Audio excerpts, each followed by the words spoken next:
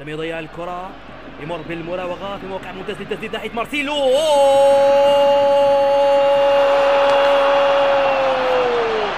الأولى ضائعة والثانية في الشباك، والسوداني يفتح مجال التهديف قبل أو بعد انطلاق الشوط الثاني بدقيقتين.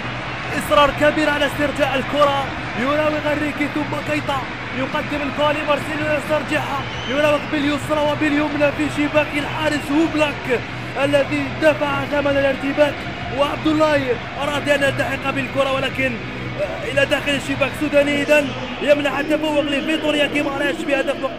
وبابلو إلى لامين دياف، ماذا يفعل؟ يرفع الكرة، هيلة